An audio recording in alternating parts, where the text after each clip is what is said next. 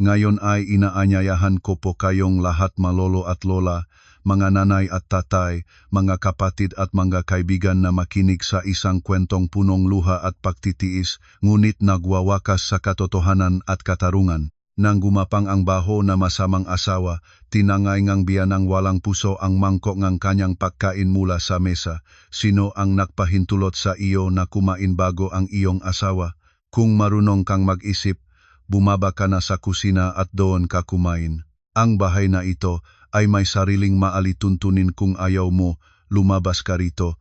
Ang pangalan ng aking ina ang nakalagay sa titulo ng bahay na ito. Huwag kalimutang i-like ang video kung nasiyahan kayo, ay share ito para makapag-relax ang inyong nga kaibigan. Mag-subscribe para hindi makaligtaan ang anumang kwento. Ang lungsod ng Tagaytay sa mahuling araw ng taon ay laging nakatakip sa manipis na ulap at hamog. Ang kalamigan na tumitimo sa buto, katangian ng kabundukan ay nagpapahiwatig sa tao na gusto nilang matulok lang at magbalot ng makapal na kumot. Ngunit si Maria Santos ay walang ganitong pribilehiyo. Mula pa sa umaga, nasa bodega na siya para suriin ang isang malaking batch ng pinatuyong mangga na ihahanda para sa pag-export. Ang ingay nga makinarya ay patuloy na umaalingaw-ngaw at ang matamis na amoy ng pinatuyong prutas ay lumilipad sa hangin, ngunit hindi mapawing nga ito ang kalungkutang matagal nang nandoon sa loob ng kanyang dibdib. Si Maria ay isang modernong babae, 29 taong gulang, hawak ang posisyon ng procurement manager sa isang malaking kumpanya ng agricultural exports sa Tagaytay. Sa mundong negosyo, siya ay kumpiyansa at determinado.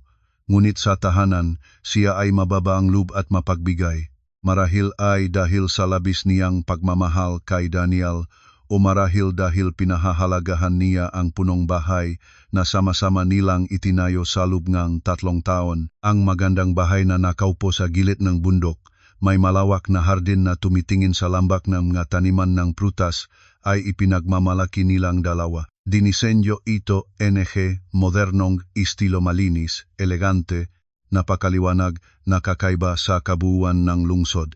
Tuwing tinitingnan ni Maria ang kanilang bahay, nararamdaman niyang nawawala ang lahat ng pagod. Ngunit ngayong hapon, nang madinig niya ang ugong ng kotse ni Daniel na pumapasok sa pintuan, naramdaman niyang maagaw ang kapayapaang iyon. Bumaba si Daniel mula sa kanyang kotse. Suot ang maayos na polo shirt at nakaayos ang buhok, isang larawan ng tagumpay ng isang civil engineer na abala sa mga proyekto. Inihagis niya ang mahal niyang bag sa sofa at humiyaw ng malakas. Maria, nandito ka na ba? Bumaba ka, may balita akong ibubuhos sa iyo. Bumaba si Maria mula sa itaas, hawak pa ang iba't ibang dokumento na hindi pa nababasa. Tiningnan niya ang kanyang asawa at pinigilan ang buntong hininga.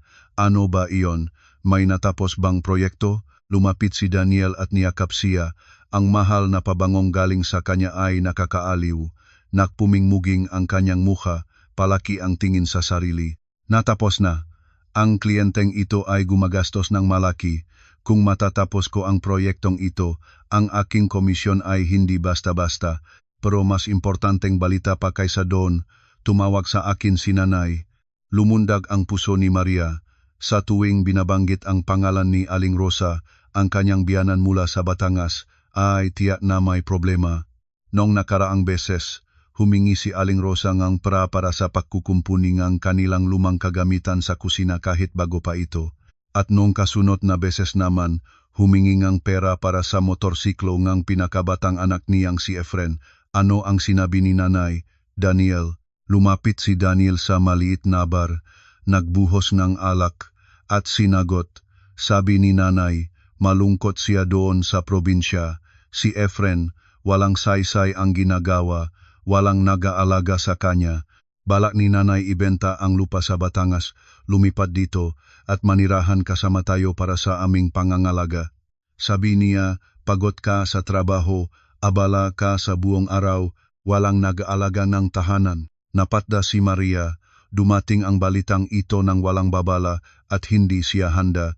Kilala niya ang kanyang biyanan.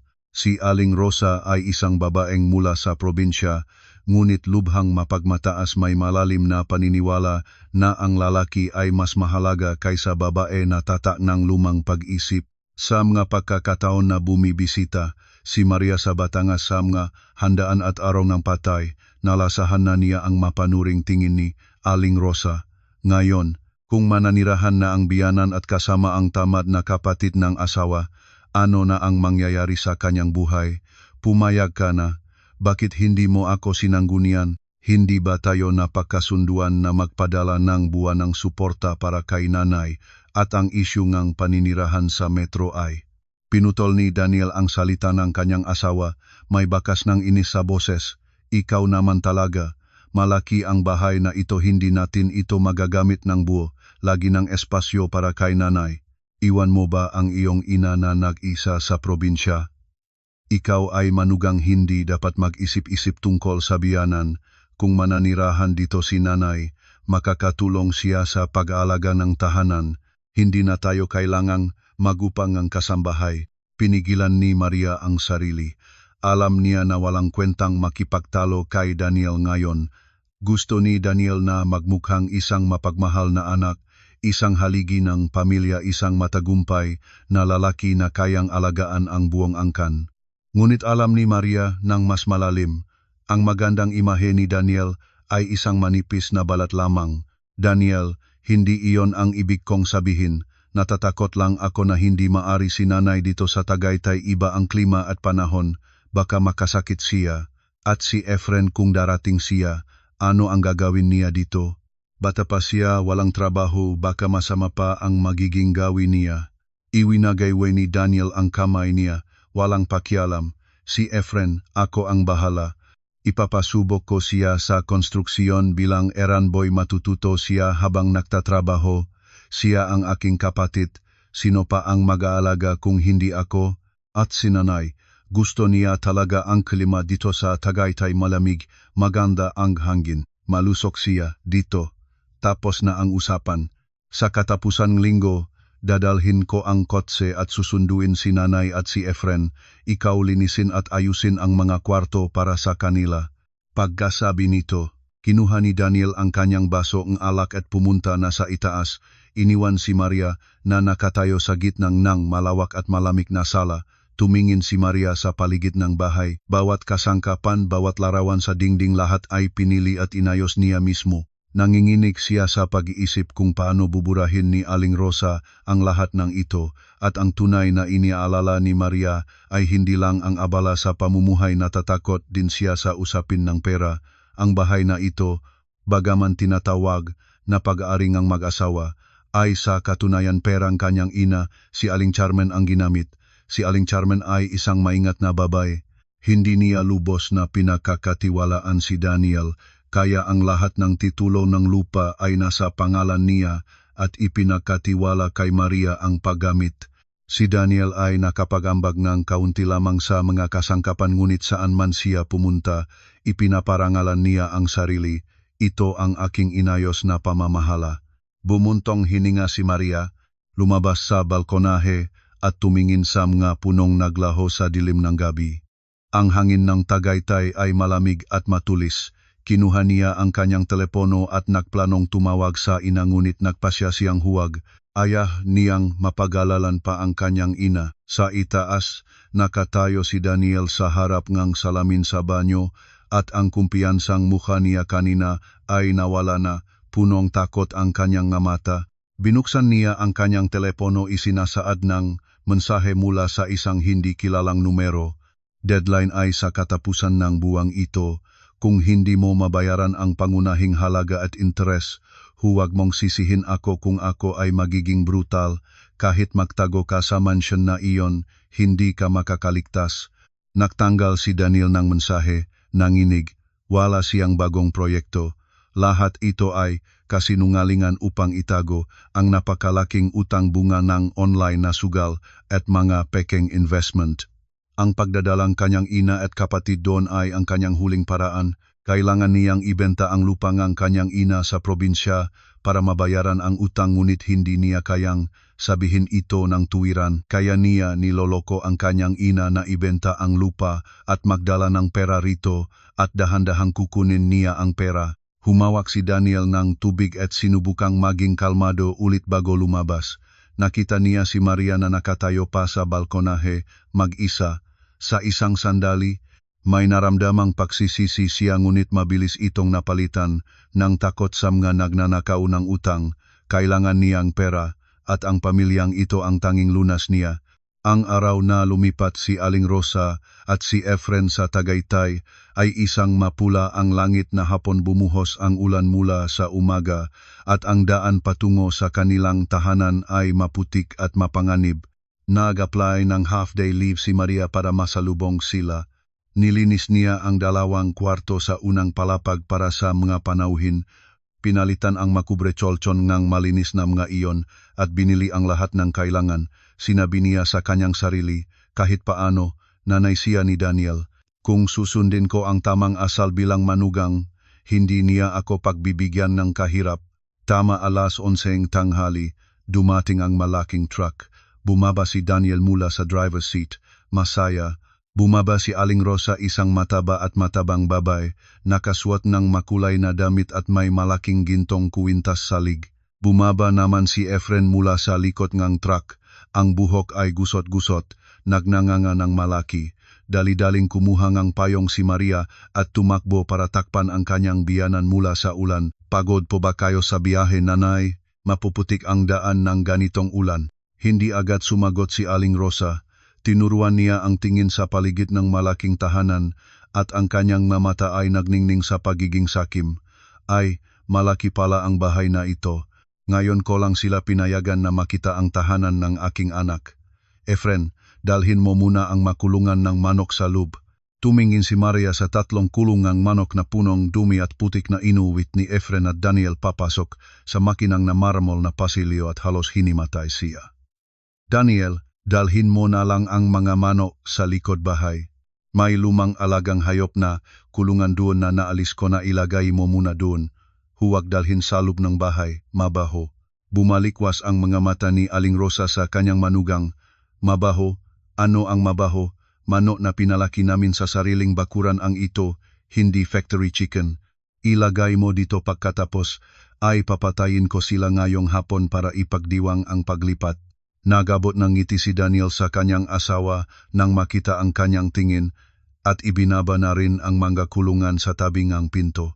Ang amoyng dumi ay mabilis na lumaganap at nahaluin sa amoy ng gapabango sa loob ng bahay.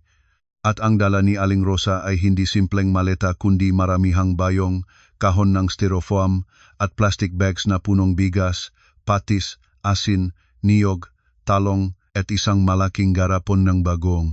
Lahat ay inilagay sa gitna ng eleganteng sala na ginawang parang bodega ng kooperatiba noon pang panahon ng batas militar. Pumasok si Aling Rosa nang hindi nag-alis ng kanyang maputik na tsinelas. Sa bawat lugar na dinaan niya, may marka ng putik sa maputing tiles.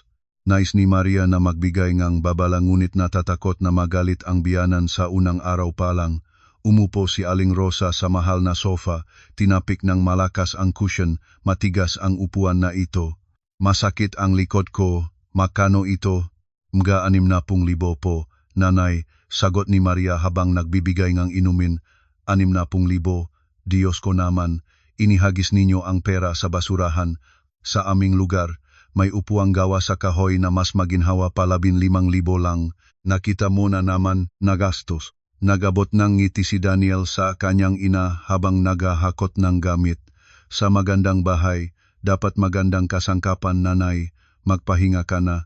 Pumasok si Efren sa sala ng walang pagbati sa kanyang ate sa batas, tumingin agad sa malaking ref. Piniga niya ito, kinuha ang isang boteng soft drink at uminom ng malakas sumunod ng malaking pagsabog. Masarap ang buhay, kuya at ate. Punong ref ng masasarap na pagkain. Sa amin sa probinsya, walang malamig na inumin. Ate Maria, ano ang password energy wifi? Gusto kong maglaro energy games. Walang salitang pasasalamat, walang kahit kaunting pagalang. Naramdaman ni Maria na parang sinalakay ng mapanauhing hindi sinimba ang kanyang lugar. Nang dumating ang tanghalian, nagsimula ang tunay na bangungot. Ayaw ni Aling Rosa na magluto si Maria ngang sarili niyang luto. Inilabas niya ang bagoong at ang magulay na dinala mula sa probinsya at niluto sa sariling paraan. Kahit ang mahal na hood ventilator ng kusina ay hindi kayang alisin ang matinding amoy ng bagoong, umupo si Aling Rosa sa mesa, kumukuhang pagkain at nagsasalita habang ngumunguya, "Kumain na kayo. Sariwa itong magulay, walang makakakuha nito rito sa Tagaytay. Maria, kumain ka nga marami para tumaba ka. Bakit ka ganyang payat, walang humihinto sa pagiging buntis, kaya hindi ka makabuntis?" Natigilan si Maria habang susubong ang kanin, naramdaman niyang nabara siya. Ibinaba niya ang mangkok at nagbigay ng mahinahong sagot, "Nanay, kami ni Daniel ay nagpaplano pa para pagsamahin ang pamilya kapag stable na ang aming pinansyal. Ang usapin ng aming nga anak ay aming hawak iyon." Biglang tinapik ni Aling Rosa ang mesa ng malakas. "Plano ang anong plano? 2 taon nang kasal kayo at wala pa rin ng paglaki ang iyong tiyan. Gusto mo bang maubusan ng inapo ang pamilyang ito? Sinasabi ko sa iyo, ang isang babae na nakpakasal ay dapat magsilang ng nga anak. Kung hindi makasilang, walang saysay. Si Daniel ay nag-iisang anak na lalaki, ingatan mo ang iyong sarili." "Nanay, kumakain tayo, bakit pinag-usapan ito habang nasa mesa?" Nagpigil si Aling Rosa at napatda si Maria, ngunit hindi natigil ang biyanang kumain. Si Efren naman ay wala sa loob ng nangyayari at patuloy na kumukuhang pagkain. Nang makauwi si Maria mula sa trabaho ng hapon, napatigagal siya nang makita ang sala. Ang mahal nilang sofa ay isinukop sa sulok ng dingding, pinalitan ng lumang plataporma ng kahoy na maitim at sira na dinala ni Aling Rosa. Ang mga bulaklak sa salamin ay isinilit sa aparador, pinalitan ng mga murang palayok. "Nanay, bakit pinalipat mo ang lahat ng aming kagamitan? Saan na ngayon ireretiro ang sofa?"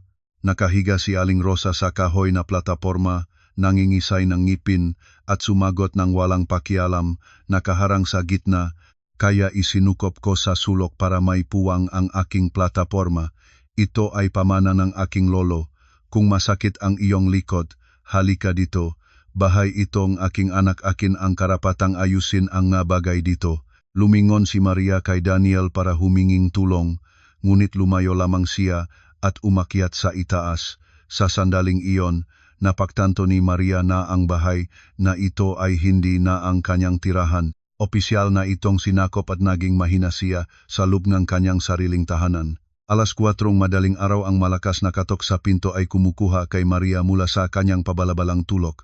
"Maria, bumaba ka at maglaga ang tubig para sa aking tsaa. Akyat na ang araw at natutulog ka pa." Inilabas ni Aling Rosa ang malamig na boses niya mula sa kabilang dako ng pintuan. Bumangon si Maria, nakbihis ng manipis na damit at binuksan ang pinto. "Nanay, 4:00 pa lang ng umaga. Kung kailangan mo ng mainit na tubig, may electric kettle tayo. Bakit kailangan mong gisingin ako?" Nakatayo si Aling Rosa sa harap ng pinto, matapang ang mukha.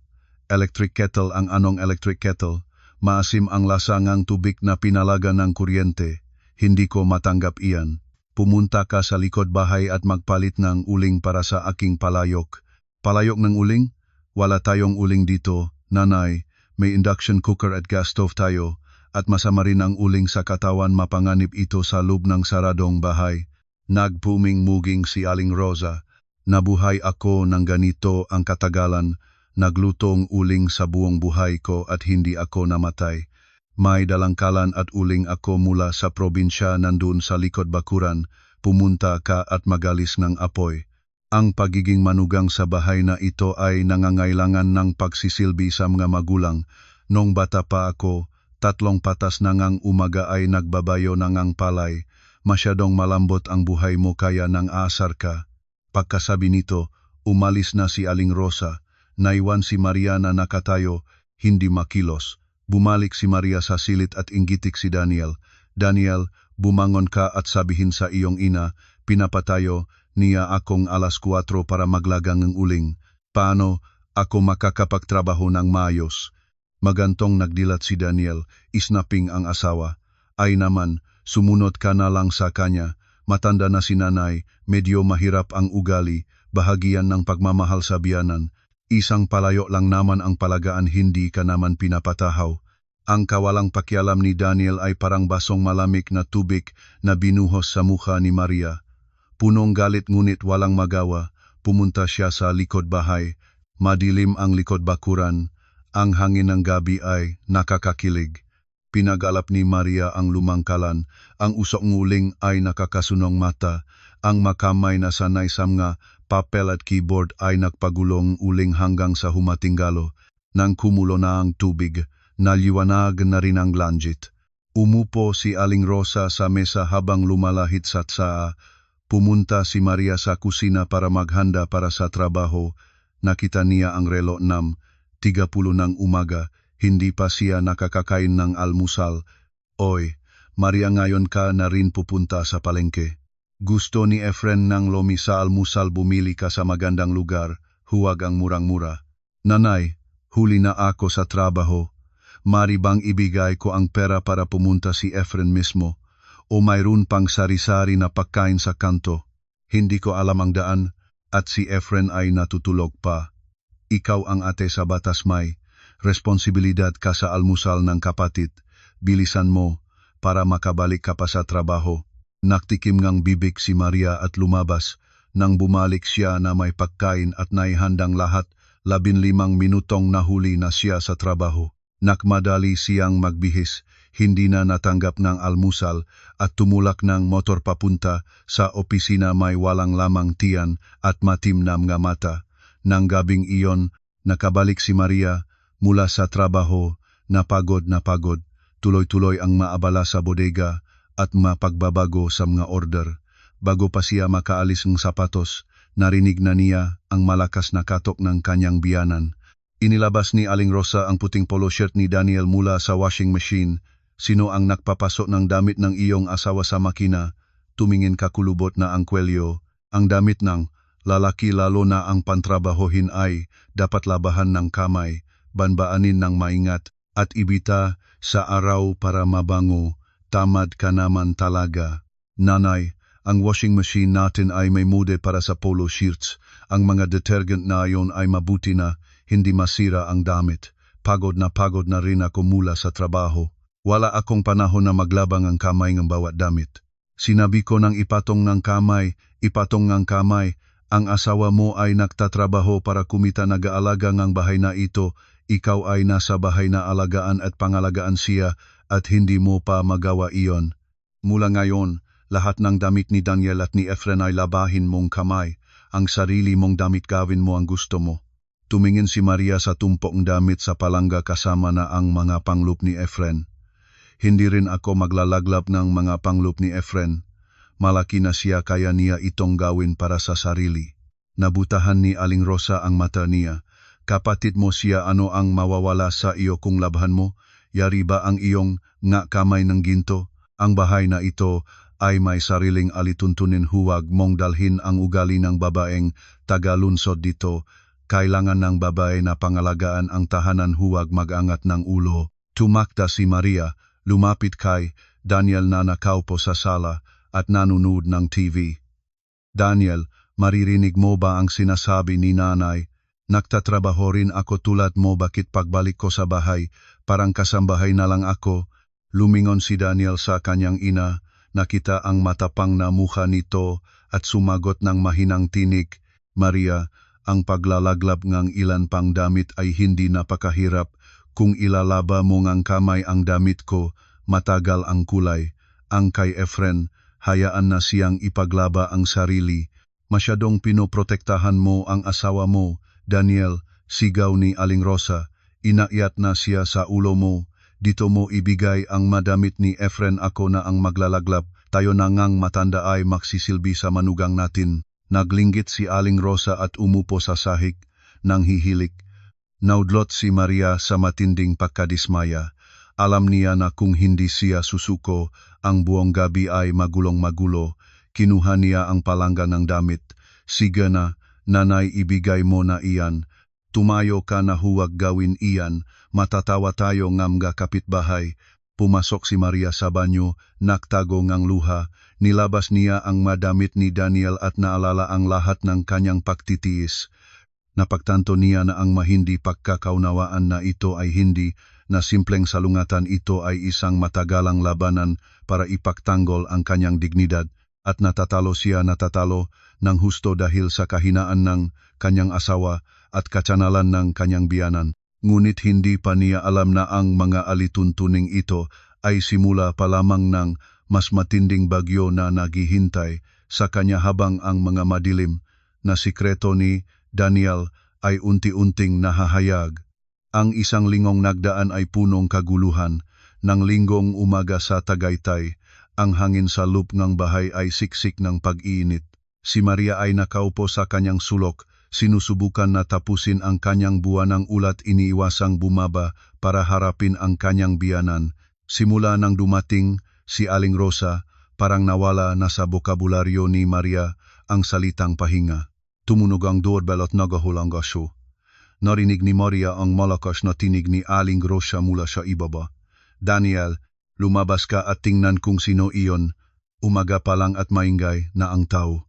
Bumaba si Maria at tumayo sa itaas na hagdan.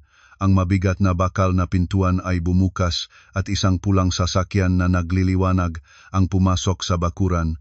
Bumaba mula sa sasakyan ang isang babaeng katulad ng edad ni Maria, ngunit ang estilong kanyang damit ay ganap na magkaiba. Habang si Maria ay simple ang suot, ang babaeng ito ay nakasuot ng maong na damit na mahigpit ang pagkakapit sa katawan. May makintab na buhok at mapula ang labi. Iyon si Charla. Hindi pa nakikilala ni Maria si Charla, ngunit ang kanyang instinct ay nagsasabi sa kanya na hindi ito isang ordinaryong panauhin. Dala ni Charla ang isang malaking basket ng prutas at lumapit sa pasilyo kung saan nakatayo si Aling Rosa. Magandang umaga po, tita. Ito po ba ang ina ni Daniel? Ako po si Carla, supplier ng construction materials para sa proyekto ni Daniel. Narinig ko pong nakaakyat na kayo dito, kaya dumaan po ako para magdalang maliit na regalo. Matamis at malambot ang boses ni Carla. Ang paraan kanyang pagbati at paggalang ay mabilis na nakaalis sa kulubot ng mukha ni Aling Rosa. Tinignan ng biyana ng malaking basket, may mga delatang manok na nilaga, mahal na cereal bars, at ilang bote ng imported na alak. Nagliwanag ang kanyang mga mata. Ay, kaibigan ng aking anak sa negosyo. Masyadong nag-abala ka, ang pagdating mo ay sapat na. Pumasok ka, anak, at uminom ngang inumin. Pumasok si Charla sa bahay na parang may karapatang pumasok. Ang tingin niya ay dumaan sa mga kasangkapan at dumulog kay Daniel na nakatayo sa sulok. Nagabot si Charlang mabilis na wing 1 kilos na hindi mapapansin ni Maria kung hindi siya maingat.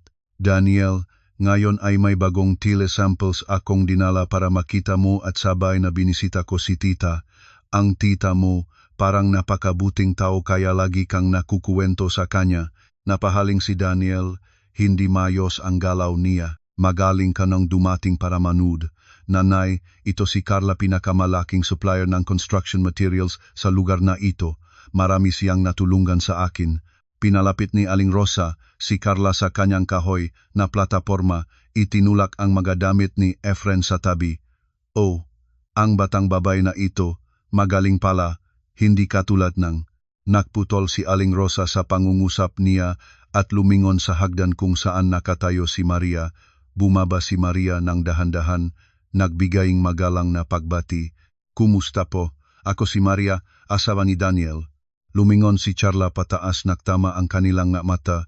Sa isang saglit, nakita ni Maria sa kalobluban ngang mata ni Charla ang isang hamon, ngunit mabilis na natapan ngang mapanlinlang na pagkakaibigan. Si Daniel ay laging nagkukwento sa iyo, sabi niya. Abala ka sa pagtatrabaho bilang manager ng malaking kumpanya.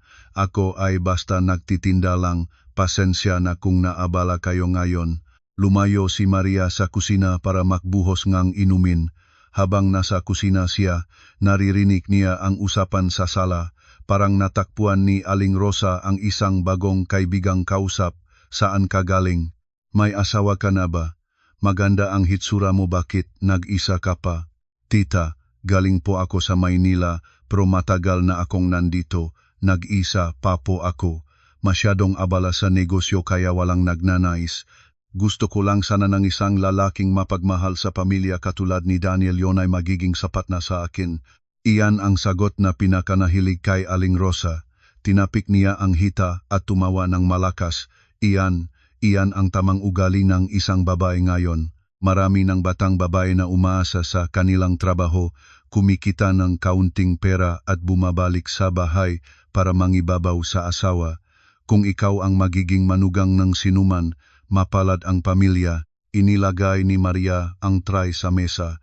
Ang mga salitang may kahulugan ng kanyang biyanan ay katulad ng mga karayom na tumutusok sa kanyang prido. Kinuha ni Charla ang baso. Ang kanyang maliliit na daliri ay nakatiklop ng binalak at ang isang kamay ay halos humawak sa kamay ni Aling Rosa. Tita, huwag kayong magpuri sa akin sa palagay ko. Si Ate Maria ay matipid din naman. Malinis ang bahay. Malinis? Ako ang nagayos nito.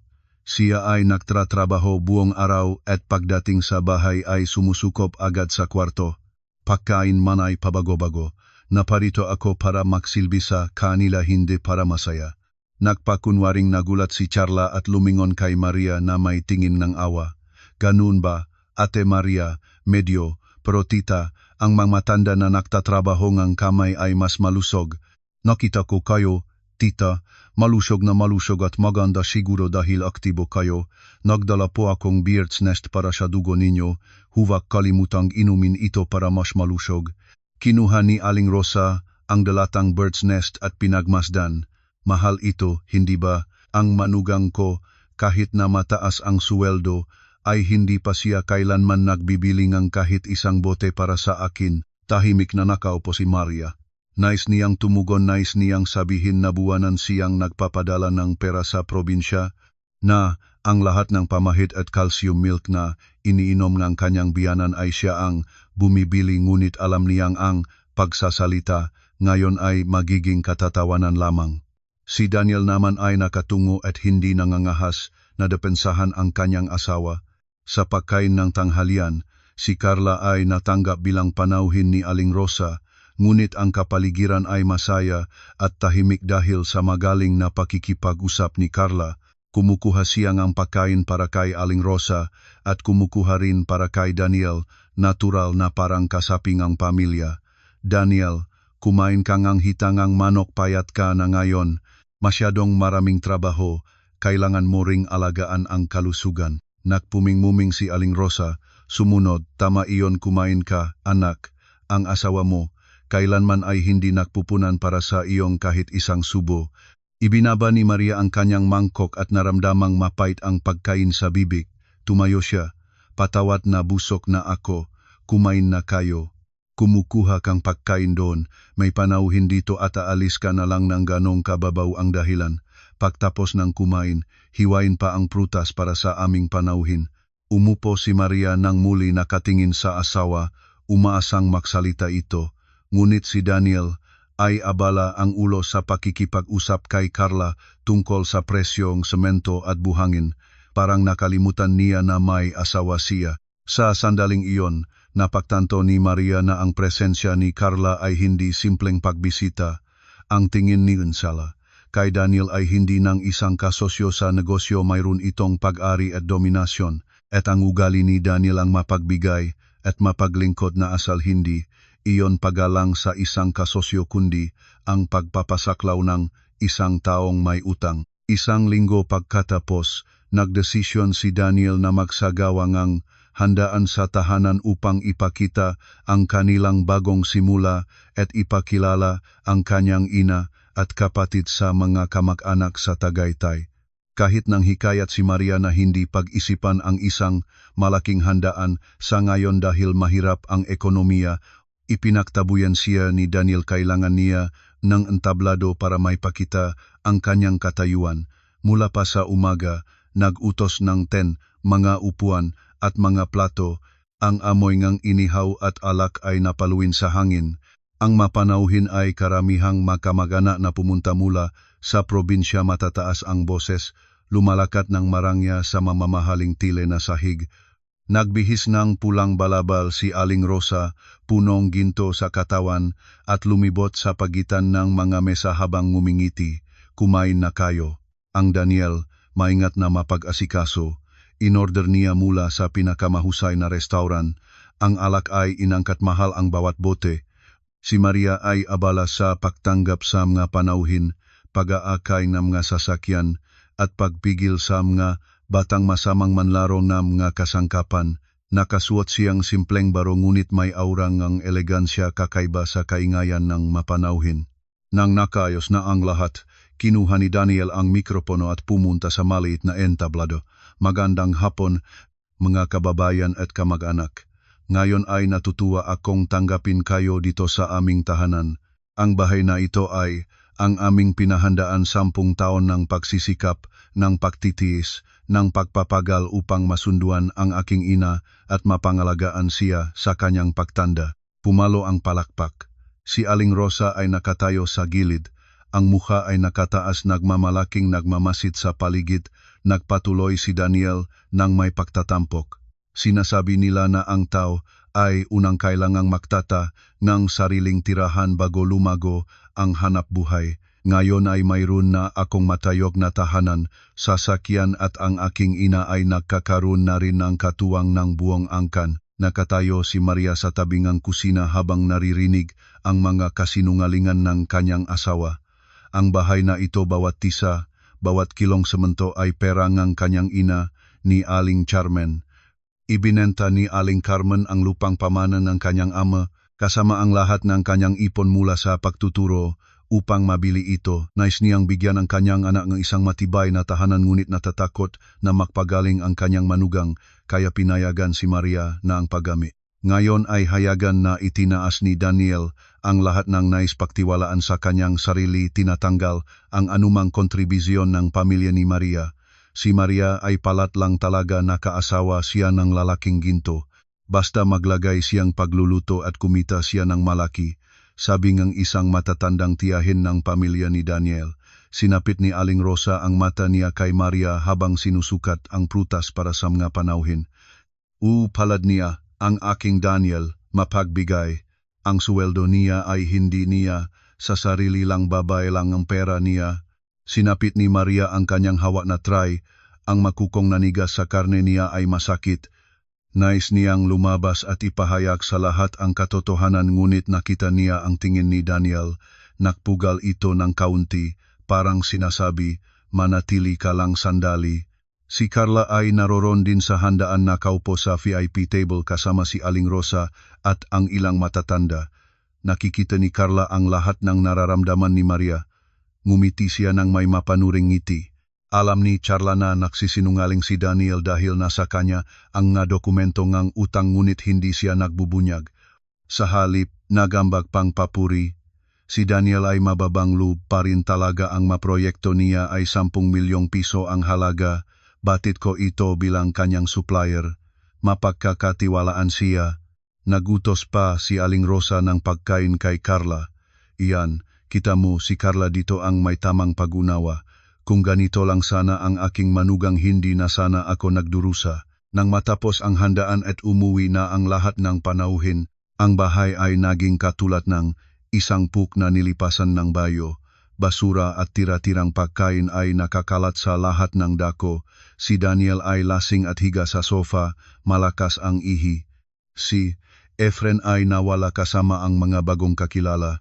Si Aling Rosa naman ay pumasok sa kwarto at natulog. Nag-isa si Maria sa gitnang kaguluhang iyon, tahimik na nag-ayos ng mga platilo, pumapalit ng basura. Bumaksak ang kanyang luha, mapait at maalat. Ang pagmamatas malaki ay naitatayo sa pagsasakripisyo at pagtitiis na babae. Ngunit ang presyong pagmamataas ni Daniel, kayang bayaran ba niya ito? O sa katapusan, mabibigo siyang lahat sa kanya? Tumingin si Maria sa isang papel na abisong singil sa kuryente na dumating ngayong hapon na nakapatong sa mesa. Ang gastos ngayon ay tumaas ng husto at ang pera para sa handaan ay kinuha niya sa kanyang ipon dahil wala namang ibinibigay sa kanya si Daniel. Nagsimula siyang matakot sa kinabukasan ng kanilang pamilya. 3 araw pagkatapos ngang handaan, isang hapon sa dilim ngang gabi, nagmadali si Daniel sa kwarto, isinara ang pinto, at ang mukha niya ay puti sa takot. Maria, may pera ka ba? Bigyan mo akong 20,000 bilisan mo. Nagulat si Maria at tiningnan ang asawa. Para saan ang pera at ganyan kang magmadali? Nagbigay na rin ako sa iyong 30,000 para sa handaan. Hindi pa nakuha ang aking sweldo ngayong buwan at marami na ring naubusan ang aking ipon. Nagkamot ulo si Daniel, lumabot ng lumabot sa silid. Si Efren ay nagaway sa isang inuman. Sinira niya ang mesa ng tao at sinuntok pa ang isang tao at nabali ang braso nito. Nakuha na si Efren ng pamilya ng biktima, nagbabayad ng 20,000 bago nila siya palayain o irereklamo nila sa pulisya. Ibinaba ni Maria ang plansa at nadama ang isang biglaang pagkahilo.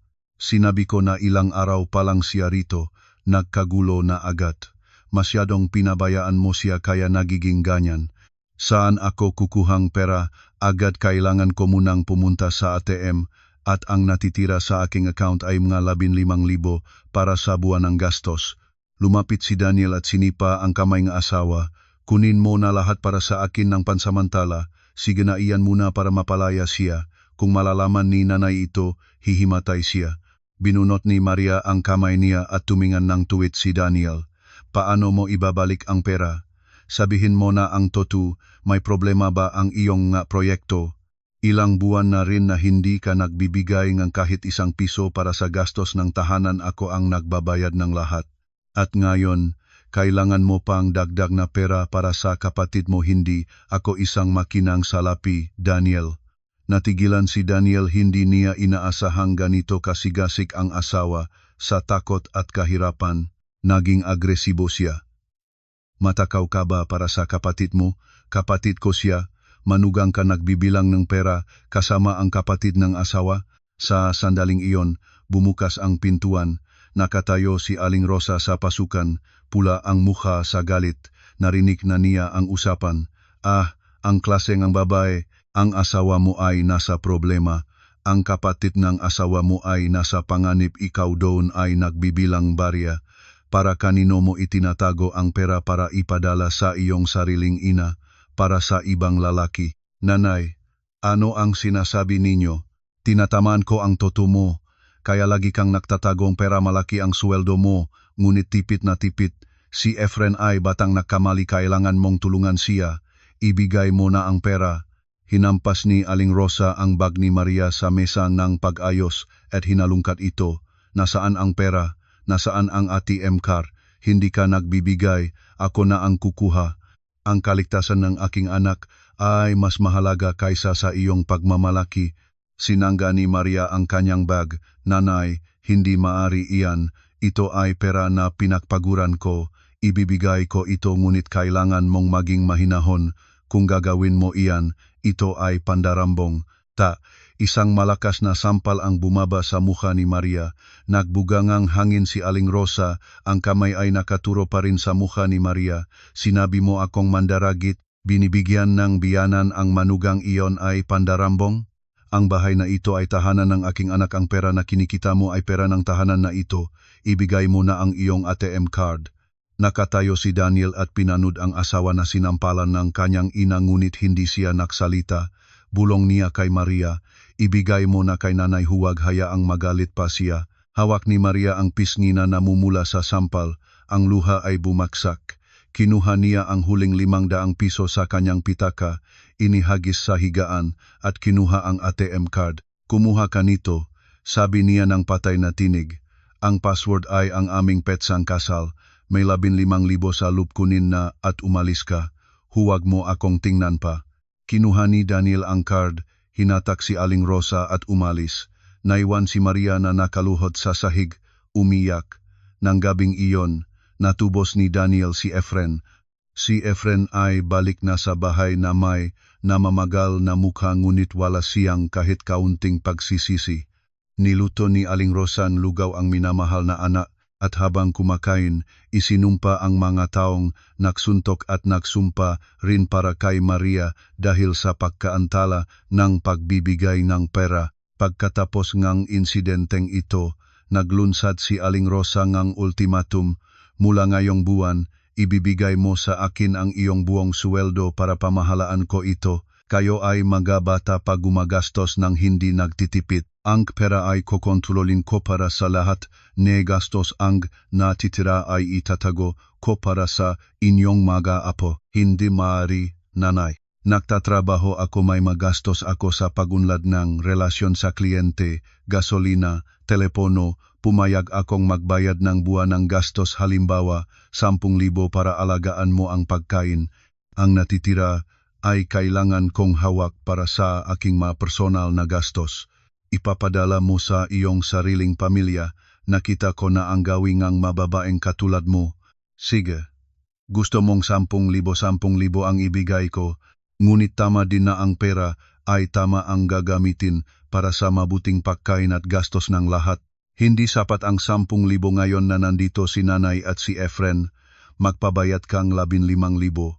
Alam ni Maria na walang silbi ang pakikipagtalo, tatalo siya dito sa ugaling kanyang biyanan.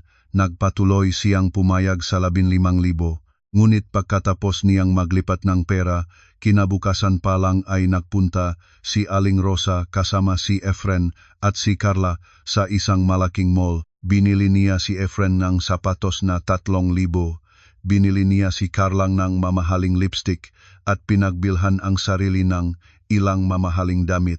Nang bumalik si Maria mula sa trabaho ng gabing iyon, sa mesa ay isang platong puting tofu, ilang dahon ng kangkong na payat ang sabaw at isang mangkok ng maalat na bagoong. Nanay, bakit ganito ang pagkain natin ngayon? Nagbigay akong 15,000 para sa buwan. Mahal na ang lahat ngayon, kailangan kong magtipid para sa mga susunod na gastos at pag-iimba. Tumingin si Maria sa basurahan, puno itong pizza boxes at mga latang soda. Sila ay kumain ng masaya, pinahintulutan si Maria ang tira-tira. Tahimik na nagpunta si Maria sa kusina at nagluto ang instant noodles. Ang inis ay kumukulo sa loob niya.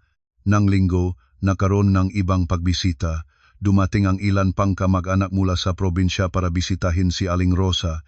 Isinuot ni Carla ang mayos na damit na magkakaibigan at pumunta magang para tumulong sa kusina. Inutusan si Maria ni Aling Rosa na pumunta sa palengke, mahugas ng pinggan at mag-alaga sa mga panauhin sa labas ng mesa. Huwag pumunta doon sa sala, ikaw ay hindi marunong makipag-usap sa mga tao, maaari kang mapahiya ng pamilya.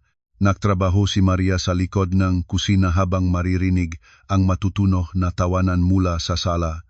Nang oras ng pagkain, inihain ang masarap na putahe, ang mga pera ni Maria at bahaging ang dinala ni Carla. Umupo si Carla malapit kay Daniel. Ang mga tingin nila ay nagpapalitan ng mainit na liwanag. Tinangka ni Maria na umupo sa sulok ng malawak na mesa. Ikaw, pumunta ka sa kusina at kumain doon. Maraming panauhin dito, makikita kang lahat masama sa paningin. Natigilan si Maria. Ang malawak na mesa ay mayroon pang espasyo para sa kanya, sadyang gustong ihiwalay siyang kanyang biyanan. Gustong ipahiya siya sa harap ng lahat kasama ang mahal ni asawa. Ilang kamag-anak ay tumingin sa kanya ng may pakikiramdam, ngunit dahil sa matapang na mukha ni Aling Rosa, walang nagsalita. Si Daniel naman ay nakatungo sa mangkok niya, nagpapanggap na walang nangyayari. Ibinaba ni Maria ang mangkok ng sabaw ng medyo malakas. Nanay, ako ang asawa ni Daniel, ako ang may-aring bahay na ito. Ang panauhin ay nandito at hindi ako pinapayagang umupo kasama at kailangan pa kong pumunta sa kusina para kumain ng tira. Para saan? Mayroon ka pang lakas na kontrahin ako sa harap ng mga bisita. Ano kang may-ari ng bahay? Tahanan ito ng aking anak, ikaw. Basta isa kang nakatuntong sa kanilang mabuting palad. Sinabi ko sa iyo, pumunta ka sa kusina. Dali-dalong hinaplos ni Carla ang likod ni Aling Rosa. Tita, huwag na kayong magalit, mataas na ang presyon ninyo. Ate Maria, magtimpi ka na at pumunta ka sa kusina, maraming panauhin ngayon. Kailangan ninyong maunawaan. Tumingin si Maria sa mapanlinlang na mukha ni Charla, sa kahinaan ni Daniel at sa kabonan ni Aling Rosa. Nadama niyang nahiwalay siya sa sarili niyang tahanan. Hindi pumunta si Maria sa kusina upang kumain ng gatira. Mas gusto niyang magutom kaysa lumunok ng kahihiyan. Umalis siya patungo sa kwarto at isinara ang pinto. Iyan ang magapanauhin na nakakita, magulong-magulo ang bahay sa inyo.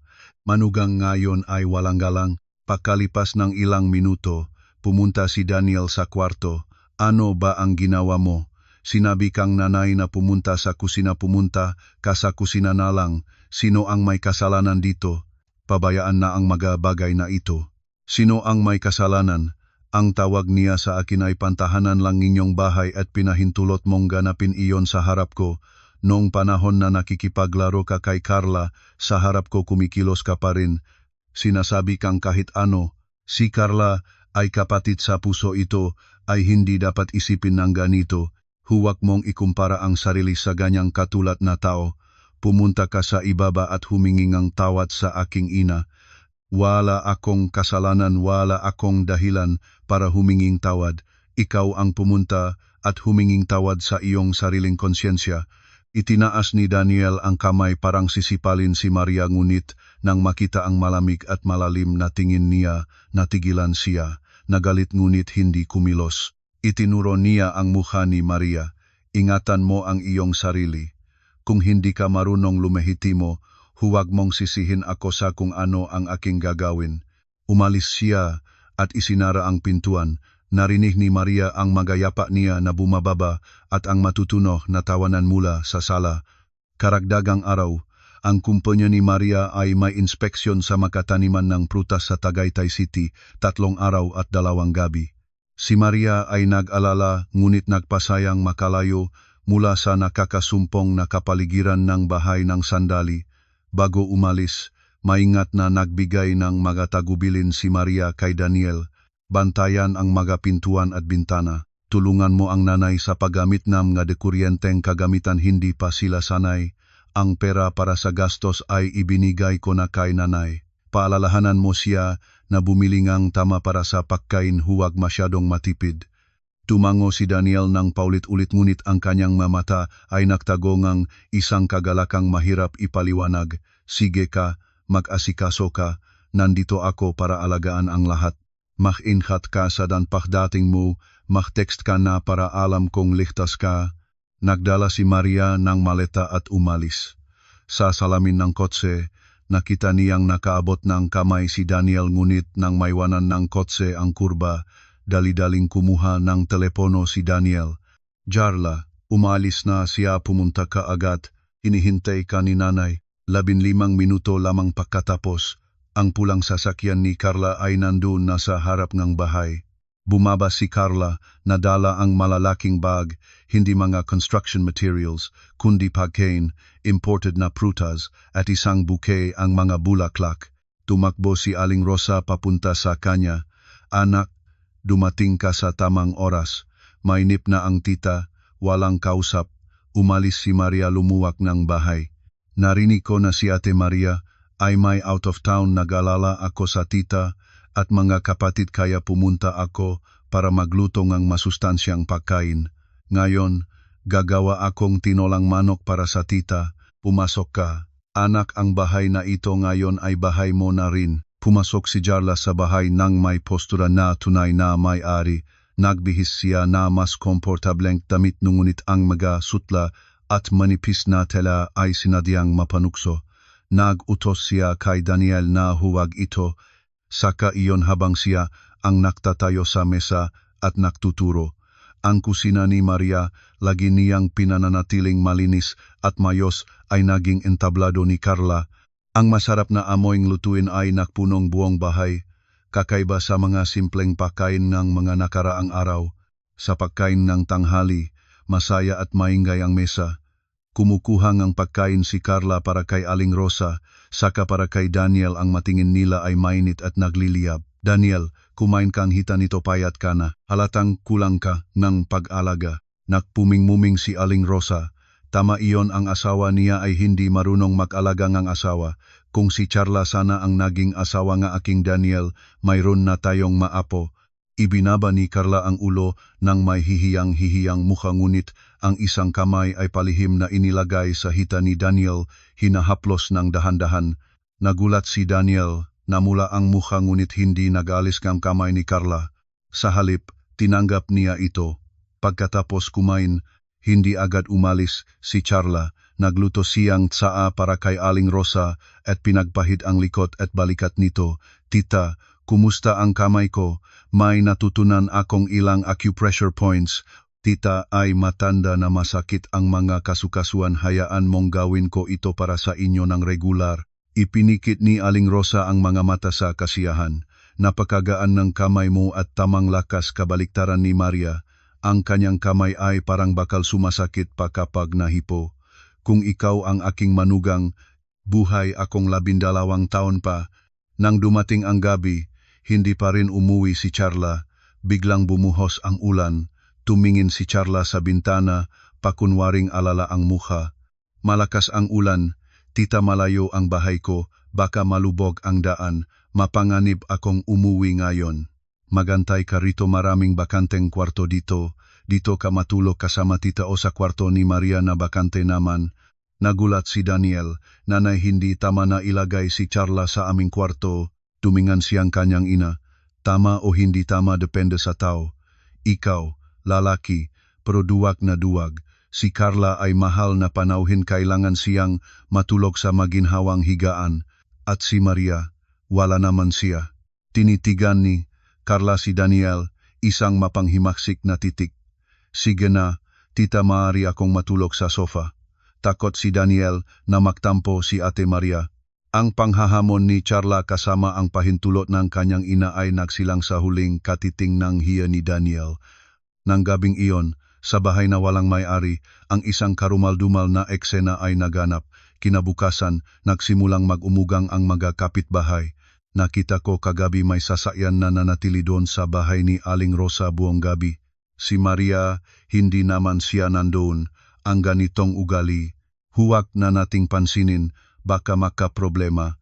Pero aminin nating, ang batang babaeng iyon ay talagang hindi mayos ang asal, at ang biyanan naman pinahintulutan pa ang asawa ng anak na magdalang babae sa bahay habang wala ang manugang, tunay na walang konsyensya.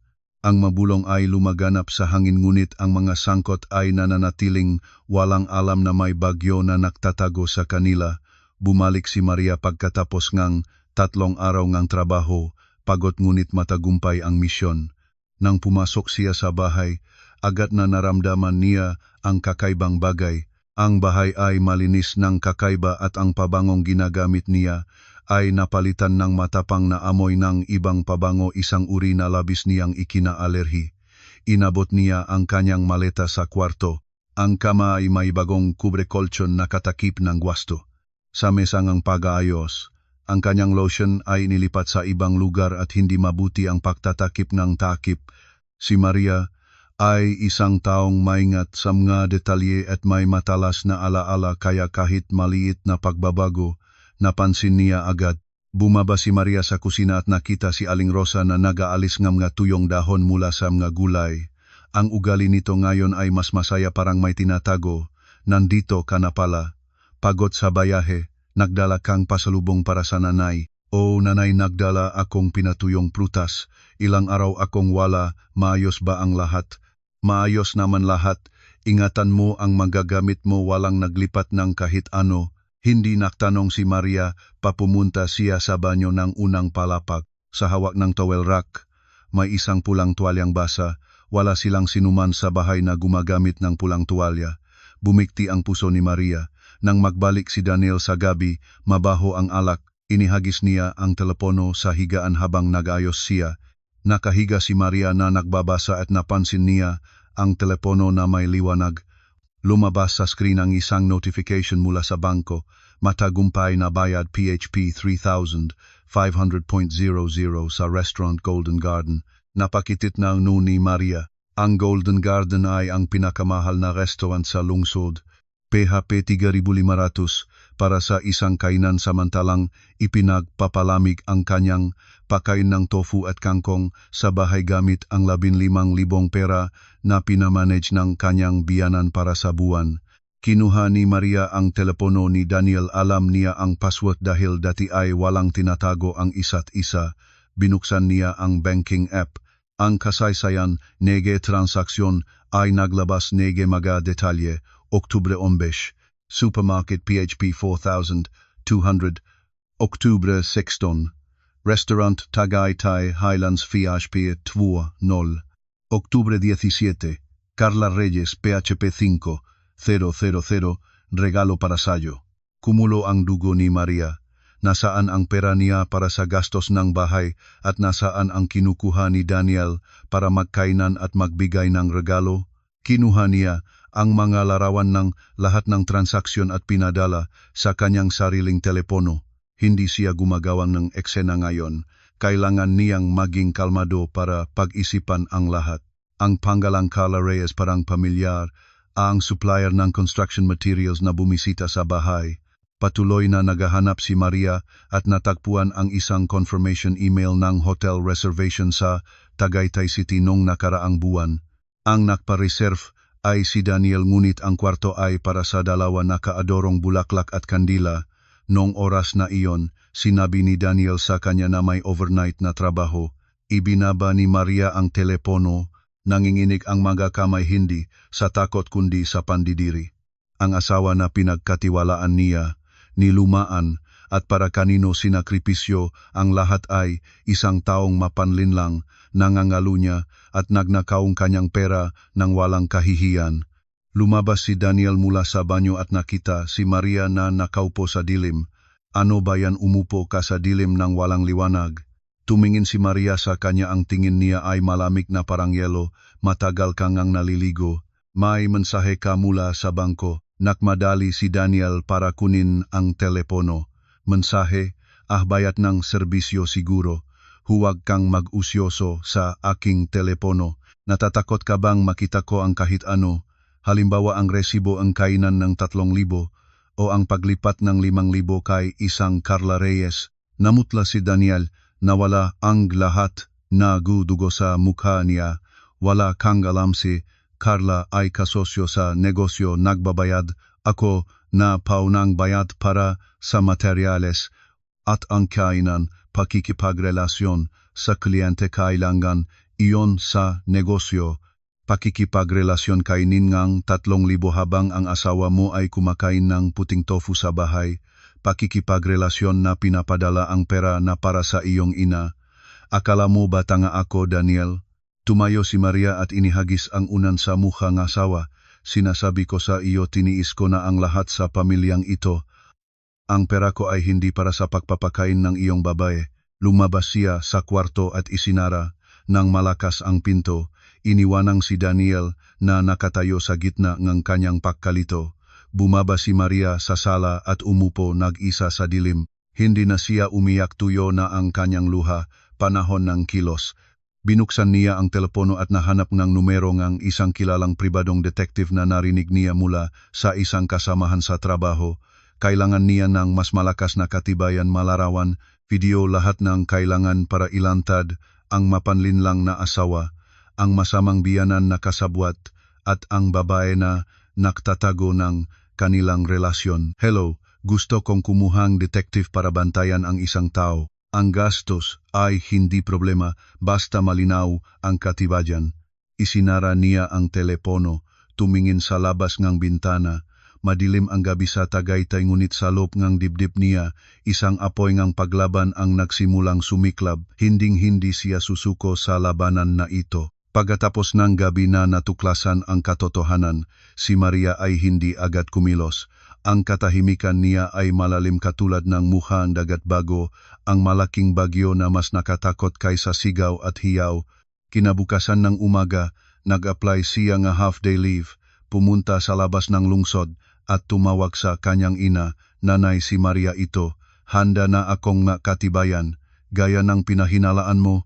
Hindi lang nangangalo niya si Daniel, puno ngang utang at nagtatangkang pilitin akong pumirma ngang mga dokumento para ibenta ang bahay.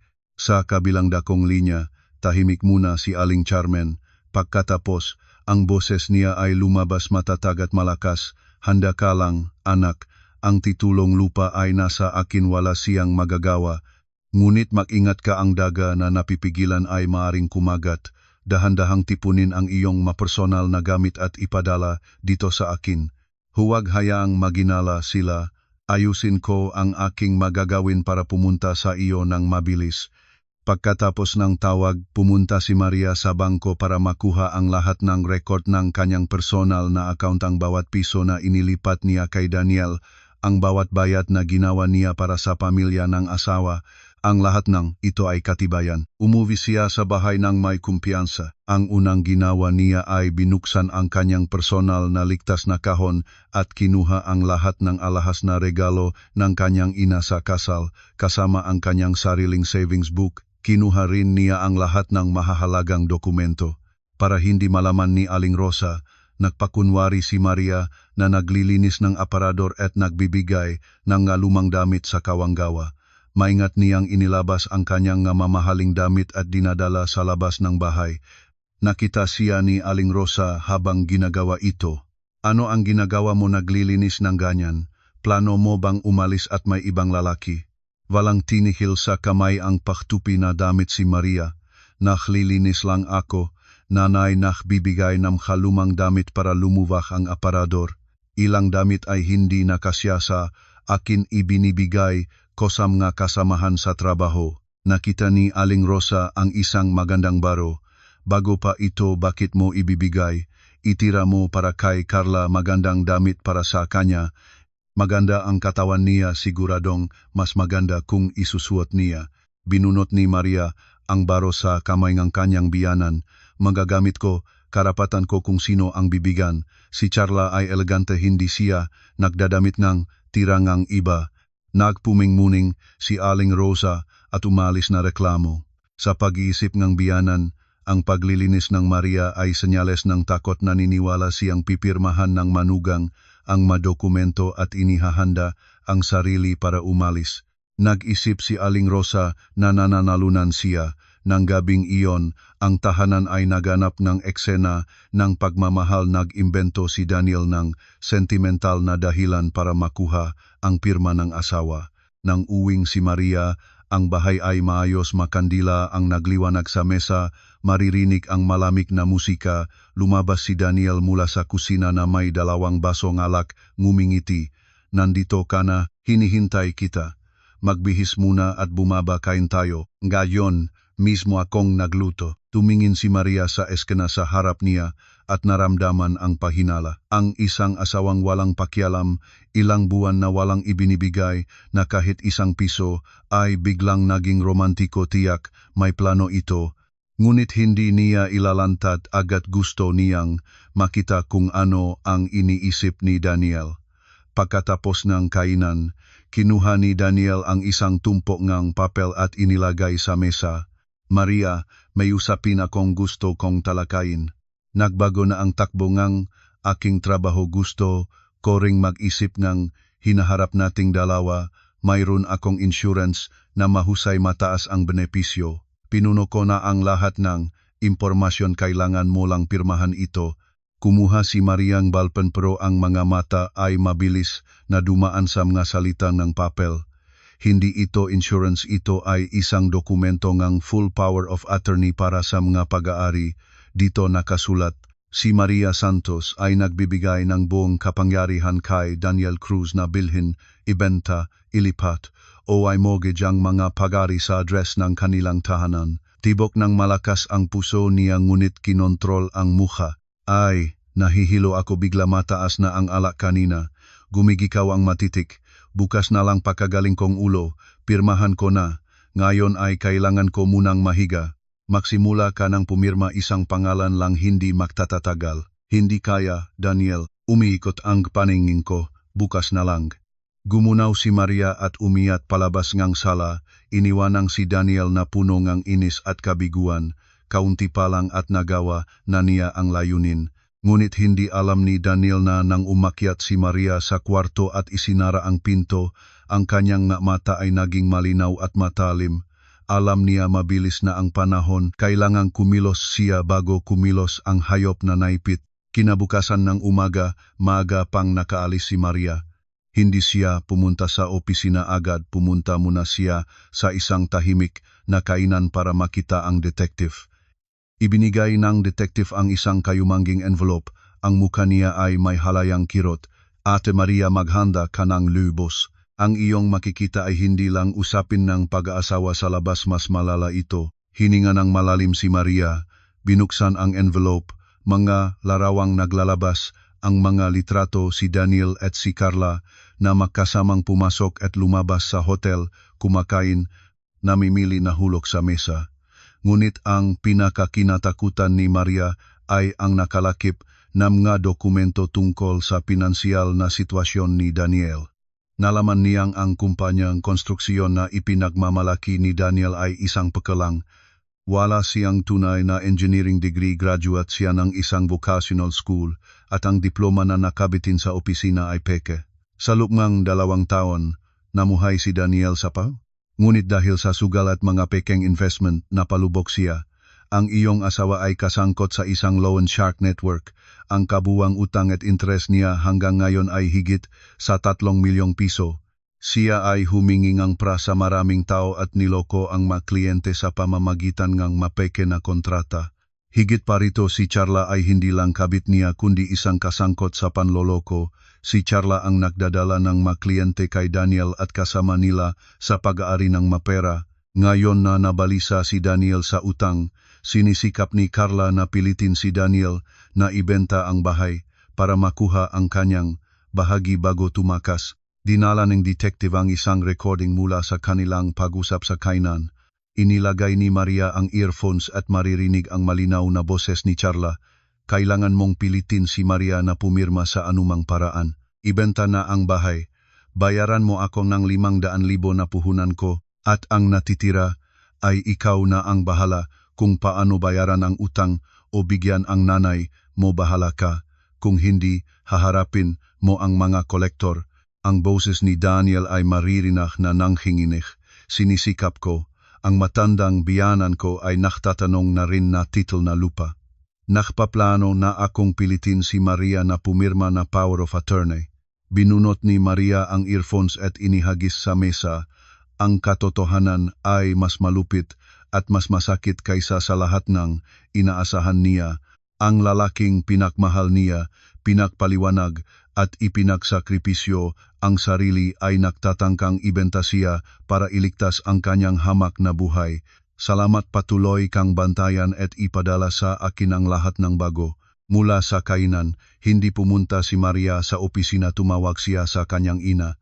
Nanay, kailangan mong pumunta agad sa Tagaytay. May malaking nangyari, dalhin mo ang lahat ng orihinal na dokumentong bahay.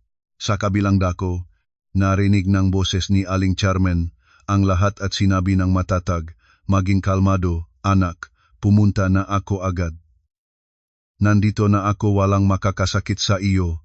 Nang hapon ng parehong araw, umuwi si Maria na may pagod na mukha. Itong pagod ay hindi totoo. Nakita niya si Daniel sa sala, ang paa ay gumalaw sa pagkabalisa. Nang makita siyang umuwi, nakmadaling lumapit si Daniel. Nandito ka na pala, gumaling ka na ba?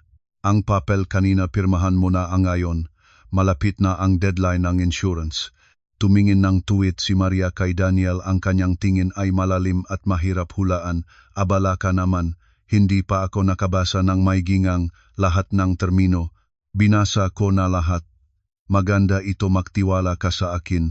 Mag-asawa tayo, bakit ako magsisinungaling sa iyo? Bahagyang ngumiti si Maria, ngunit ang ngiti ay hindi umaabot sa kanyang mga mata. Sige, pagkatapos ng hapunan, basahin ko ulit at pipirmahan, huwag kang mag-alala. Naginggang malalim si Daniel at nagimbita pa kay Aling Rosa. Nanay, tapos na pipirmahan niya ngayong gabi ang papel.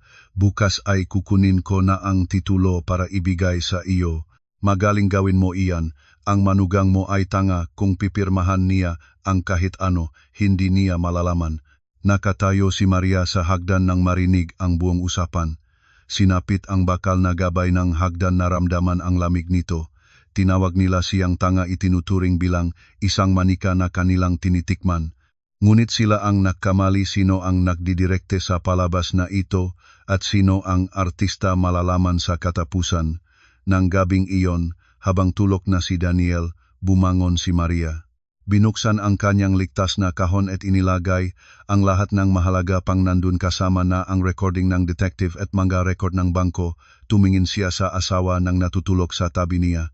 Ang ingayng pahinga mula sa mapanlinlang na bibig iyon ay nakakadiri. Dahan-dahan niyang kinuha ang unan at lumipat sa sofa. Mula ngayong gabi, hindi na siya maaring matulog kasama ang kanyang kaaway. Ang totoong labanan ay nagsisimula na ngayon. Ilang araw pagkatapos, isang hapon, pumasok si Maria sa sala at nakita ang isang bagong bisita na hindi niya inaasahan ang kanyang sariling ina. Nakatayo, si Aling Carmen sa sala, elegante ang damit, may dignidad at karunungan sa kilos. Kakaiba sa mapagmataas na ugali ni Aling Rosa, si Aling Carmen ay nagpapakita ng talino at matatag na pagkatao ng isang guro. Hindi ipinaalam ni Aling Carmen ang oras ng kanyang pagdating. Tumayo siya sa labas ng pintuan at tiningnan ang paligid. Ang halaman na dati ay puno ng bulaklak ay ngayon ay napalitan ng kulungan ng manok at magkakalat na damit.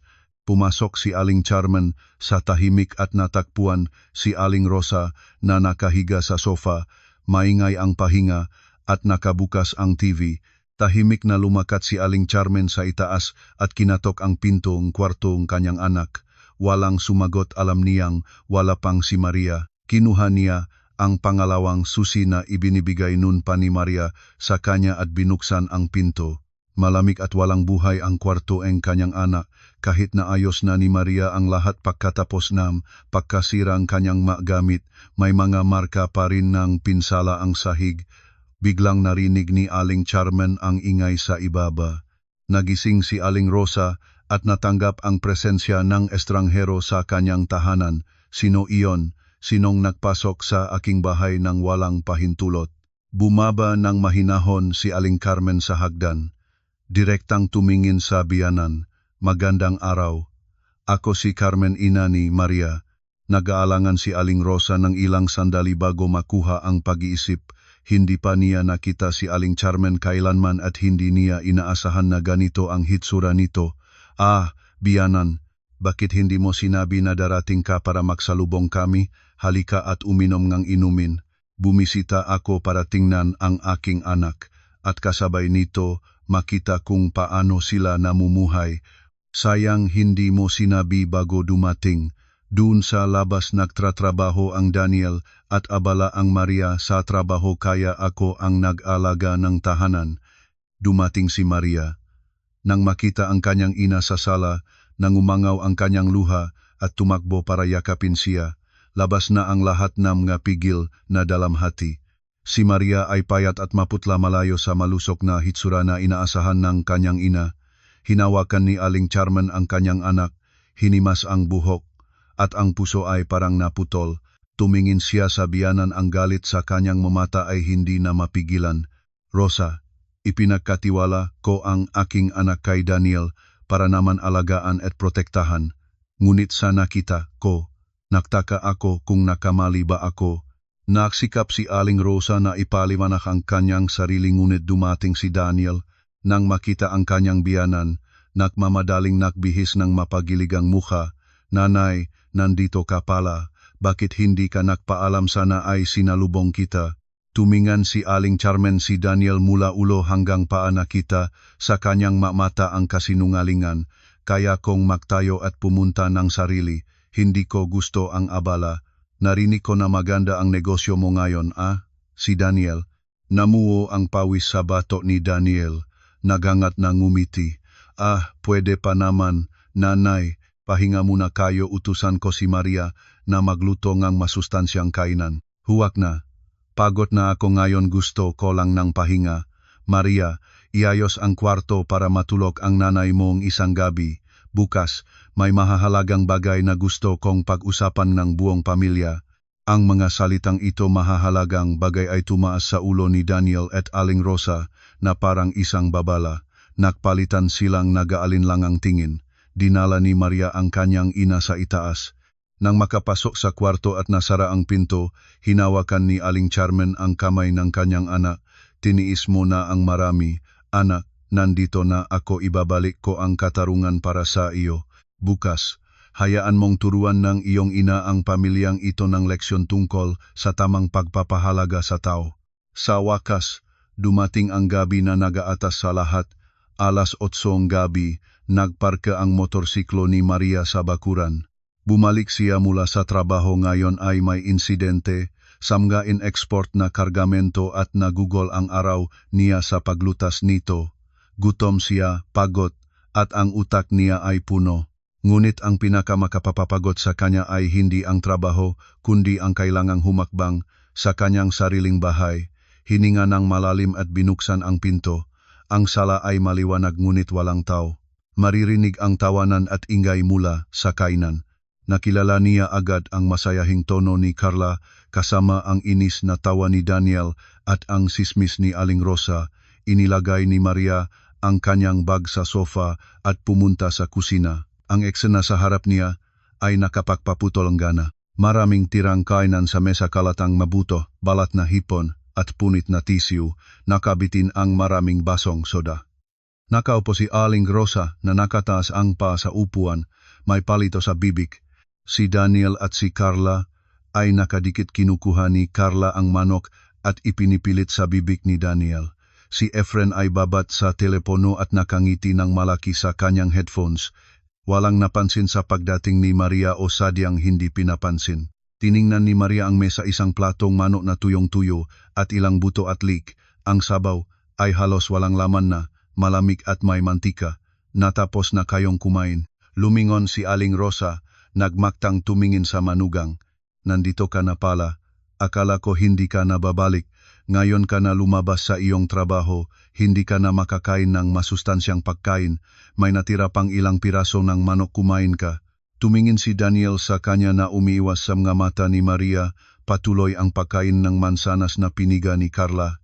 Hindi na nagsalita si Maria pa, napagod na siyang makipagtalo. Ang sarili niyang tiyan ay nagrereklamo ng malakas at kailangan niyang kumain para magkaroon ng lakas. Hinila niya ang isang upuan sa sulok ng mesa, ang tanging lugar na may konting espasyo. Tahimik na kumuha ng malinis na mangkok mula sa istante, nakuhang kaunting natirang kanin mula sa rice cooker. Ang kanin ay tuyo na at matigas, ngunit nilagyan niya ng kaunting toyo. Hinila niya ang mapalito patungo sa plato ng manok. Gusto niyang kumuha ng hita para may protina. Ang kanyang pakain ito ay kanyang para, kanyang bahay, bakit siya magpapalit? Ngunit nang ang mga palito ni Maria ay halos umabot na sa manok, biglang naging tahimik ang kapaligiran sa kusina. Tumigil si Aling Rosa sa paggamit ng palito. Ang mga mata niya ay nagningning ng may put. Tinitigan niya ang kamay ni Maria. Ngumiti si Carla at tinapik ang braso ni Daniel. Ang siksik na kapaligiran na ito ay katulad na bariles na pulbura, naghihintay lang isang litik na apoy at ang hita na manok ang apoy na iyon. Hindi alam ni Maria na ang kanyang simpleng pagkuha ng pagkain ay maaring magsilbing hudyat para sa isang malaking pagputok at ang wakas ng kanyang araw ng pagtitiis. Hawa ng napalito ni Maria ang hitang manok ng malakas. Ang isang maitim na anino ay bumaksak ng mabilis. Bang! Ang mangkok ng kanin ay naihagis sa sahig na sira. Nakakalat ang kanin sa buong paligid. Napatigil si Maria. Hawak pa rin ang makapalito sa kawalan. Tumingin siya pataas at nakita si Aling Rosa na nakatayo sa harap niya. Nakangingisik ang mukha sa galit, pula ang mata. Sino ang nagpahintulot sa iyong kumain bago ang iyong asawa? Ang sigaw ni Aling Rosa ay matulis at maasim. Itinuro niya ang mukha ni Maria, tumitulo ang laway sa bawat salita. Tingnan mo, nandito pa ang asawa mo, nandito pa ang aming panauhin. Ikaw manugang umuwi ng walang pagbati at tumalon ka agad sa hapag para kumain ng walang galang. Ang bahay na ito ay may tuntunin, may itaas at ibaba. Sino ang nakturo sa iyong ganitong kabastusan?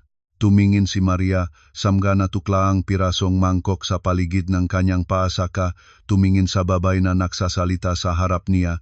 Nanay, Ano ang sinasabi ninyo? Tapos na kayong kumain nakakalatang mga plato. Pagod na ako at gutom, maupo ako at kakain ng natirang kanina'y maliba. Pabunganga ka pa rin. Kahit nakaalis na sa mesa ang pagkain, basta't hindi pa umaalis ang tao, nandoon pa rin sila sa hapag. Kung gusto mong kumain, dalhin mo ang pagkain sa kusina, umupo ka sa sahig ng kusina at kumain. Ang mesa na ito ay para sa akin, sa iyong asawa, at sa aming mahal na panauhin. Kung marunong kang mag-isip, bumaba ka sa kusina at doon ka kumain. Ang bahay na ito ay may sariling alituntunin. Si Carla ay nakaupo sa tabi, itinatago ang ngiti sa likod ng kamay. Tita, huwag na kayong magpainit ng ulo. Si Ate Maria ay pagod siguro at nakalimot ng kaunti sa etiketa. Ate Maria, pumunta ka na sa kusina. Humingi kang pasensya sa tita para matapos na ang usapan. Ang hita ay nahulog sa sahig, hugasan mo at makakain ka pa rin. Ang salitang ito nga hihiyan mula kay Carla ay nagpaalap ngang nakaimbak na galit ni Maria. Lumingon siya kay Daniel, nakatungo ito at hindi nangangahas na tumingin sa kanya. Daniel, tama ba ang ginagawa ngiyong ina? Manugang daw ako, bakit parang alagang hayop ang turing sa akin? Nanlayo si Daniel sa tingin ng kanyang asawa at ang biyanan at bumagal ang boses sa pagsagot. Sige na, Maria, puwede ka naman talagang pumunta sa kusina, konting pagtanggap na lang. Ang mga salita ni Daniel ay pumatak sa puso ni Maria katulad ng huling tusok ng lanseta. Tumingin siya sa lalaking pinagmahal niya at hindi na siya nakakitang kahit anong halaga doon. Isang mahinang tao, isang duwag, isang walang pusong asawa. Tumayo na, sigaw ni Aling Rosa, lumapit para buhatin ang mangkok ni Maria. Ngunit tumayo si Maria ng mahinahon. Hindi niya pinunan ang mangkok mula sa sahig, hindi siya umiyak. Ang kanyang nga mata ay naging malamig at matalim katulad ng taba na bago lumabas sa suray nito. Tumingin siya ng tuwid kay Aling Rosa, kay Carla at tumitigil kay Daniel.